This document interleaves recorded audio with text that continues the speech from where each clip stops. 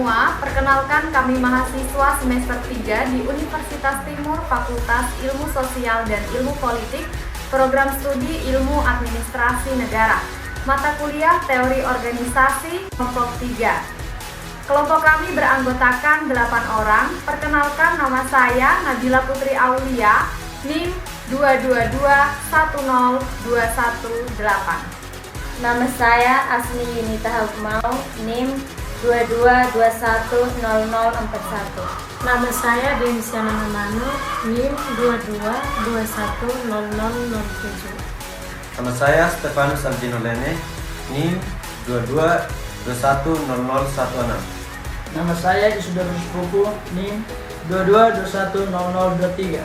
Nama saya Lucia Ella Homen, NIM 22210008. Nama saya Hilaria Rumika Malo, NIM 22210046. Nama saya Divisio Sekrestito, NIM 22210051. Materi kelompok kami mengenai substansi pembahasan kepemimpinan dalam organisasi, dan kami akan membahas 8 sub pokok. Yang pertama, pengertian kepemimpinan organisasi. Yang kedua, teori kepemimpinan. Yang ketiga, gaya kepemimpinan. Yang keempat, teknik kepemimpinan. Yang kelima, tipe kepemimpinan. Yang keenam, syarat-syarat kepemimpinan. Yang ketujuh, sifat pemimpin. Yang kedelapan, konsep kepemimpinan pada abad ke-21. Yuk simak video pada materi kelompok kami. Kepemimpinan dalam organisasi. Pengertian kepemimpinan menurut Wagners tahun 1992.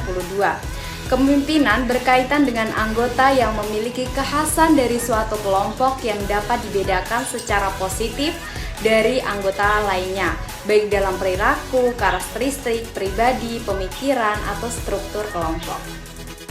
Jadwal teori kepemimpinan. Pada dasarnya, teori kepemimpinan membahas dua hal, yaitu faktor-faktor yang terlibat dalam munculan kepemimpinan dan sifat dasar dari kepemimpinan itu sendiri. Terdapat 3 teori kepemimpinan yang penting, yakni yang pertama teori keturunan, kedua teori kejiwaan, yang ketiga teori lingkungan. Gaya kepemimpinan menurut Jiptono. Gaya kepemimpinan adalah suatu cara yang digunakan pemimpin dalam berinteraksi dengan bawahannya. Sedangkan menurut Pamuji, kepemimpinan yang biasa digunakan antara lain gaya motivasi atau motivation style, gaya kekuasaan atau power style, dan gaya pengawasan atau superstory style. Yang keempat, teknik kepemimpinan menurut Kartono. Teknik kepemimpinan adalah kemampuan dan keterampilan teknis serta sosial pemimpin dalam menerapkan teori-teori kepemimpinan pada praktek kehidupan serta organisasi melingkupi konsep-konsep pemikiran perilaku sehari-hari dan semua peralatan yang dipakainya. Adapun teknik-teknik tersebut meliputi 1. Teknik pematangan penyiapan pengikut, 2. Teknik human relation, yang ketiga teknik menjadi teladan, yang keempat teknik perusahaan dan pemberian perintah, yang kelima teknik penggunaan sistem komunikasi yang cocok, yang keenam teknik penyediaan fasilitas. Yang kelima yaitu tipe kepemimpinan. Tipe kepemimpinan adalah seseorang yang mempunyai jabatan pimpinan, mempunyai kapasitas untuk membaca dan memahami situasi yang dihadapinya secara tepat dan menyesuaikan gaya kepemimpinannya.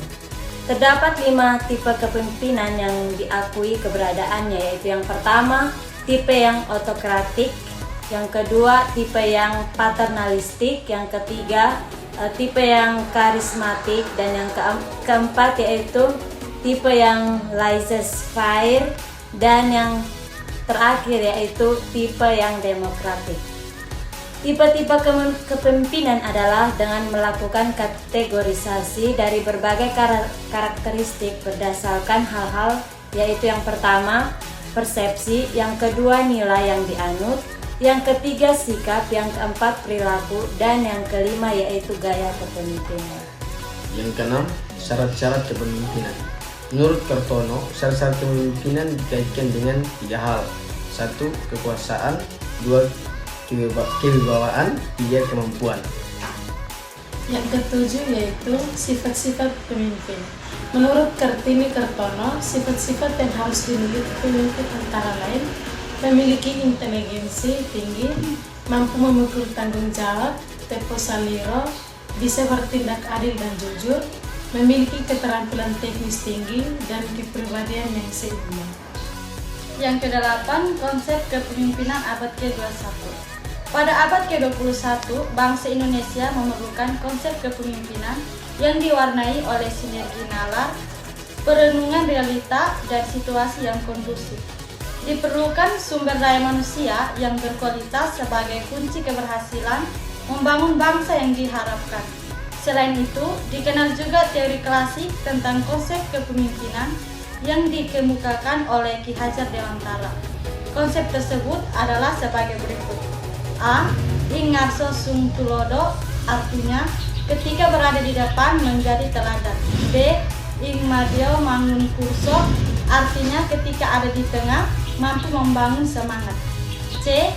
Tuturi handayani, ketika ada di belakang mampu memberi motivasi. Itulah hasil pemaparan materi dari kelompok kami. Jika ada kesalahan dari segi kata ataupun pengucapan nama para ahli, kami mohon maaf. Jangan lupa Like, comment, share, and subscribe. Bye.